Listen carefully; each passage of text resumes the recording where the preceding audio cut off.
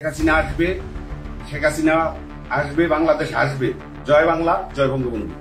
আন্তর্জাতিক অপরাধ ট্রাইব্যুনালে সাবেক প্রধানমন্ত্রী শেখ হাসিনা ও সাবেক স্বরাষ্ট্রমন্ত্রী আসাদুজ্জামান খান কামালের মানবতাবিরোধী অপরাধের মামলায় মৃত্যুদণ্ডের রায় ঘোষণার পর উত্তেজনা ছড়িয়ে পড়ে ঢাকা বিশ্ববিদ্যালয় ক্যাম্পাসে। রায় ঘোষণার ঠিক পরই শেখ হাসিনার ছবি সংবলিত আই ডোন্ট কেয়ার লেখা একটি ফটোকার্ড পোস্ট করেন ঢাকা বিশ্ববিদ্যালয়ের ডেপুটি রেজিস্ট্রার লাবলু মোল্লা শিশির। তার এই পোস্টকে কেন্দ্র করে শিক্ষার্থীদের মধ্যে তীব্র প্রতিক্রিয়া দেখা যায়। 17 নভেম্বর সোমবার রাত গভীরেই ক্ষুব্ধ শিক্ষার্থীরা তাকে বিশ্ববিদ্যালয় এলাকা থেকে আটক করে। পরে মধ্যরাতে তাকে শাহবাগ থানা পুলিশের হাতে সুপর্দ করা হয়। শিক্ষার্থীরা বলেন, রায়ের মুহূর্ত এমন পোস্ট উস্কানি ও সংবেদনশীলতার অভাবের পরিচয় বহন করে। ফ্যাসিবাদের দোসর লাবলু মোল্লা শিশির।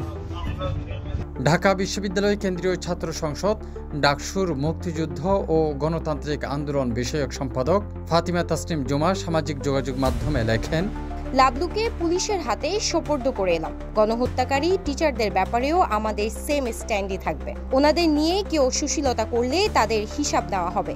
এখানে গাদ্দার ও গাদ্দারির কোনো স্থান নাই। ডাকসুর সমাজসেবা সম্পাদক এবি জুবের আরও কঠোর ভাষায় বলেন, হাসিনার পক্ষে পোস্ট দেওয়া ঢাবির ডেপুটি রেজিস্ট্রার কট প্রত্যেকটা ইঁদুরকেই গর্ত থেকে টেনে বের করা হবে। ঘটনার বিষয়ে শাহবাগ থানার ভারপ্রাপ্ত কর্মকর্তা খালিদ মনসুর জানান, শিক্ষার্থীরা লাবলু মোল্লা শিশিরকে থানায় সুপর্দ করেছে এবং তার বিরুদ্ধে আইনানুগ ব্যবস্থা নেওয়ার প্রক্রিয়া চলছে।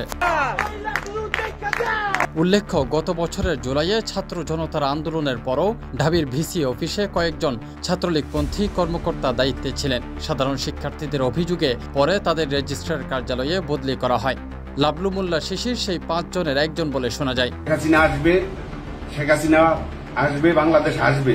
রায় পরবর্তী পরিস্থিতি, সামাজিক যোগাযোগ মাধ্যমের প্রতিক্রিয়া এবং শিক্ষার্থীদের ক্ষোভ মিলিয়ে ক্যাম্পাসে বিরাজ করছে টান টান উত্তেজনা। ঘটনার আইনি ও প্রশাসনিক পরবর্তী পদক্ষেপ এখন নজর কাড়বে শিক্ষক শিক্ষার্থী সবারই। তাফহিম আলমগীর, সিটিজি পোস্ট, চট্টগ্রাম।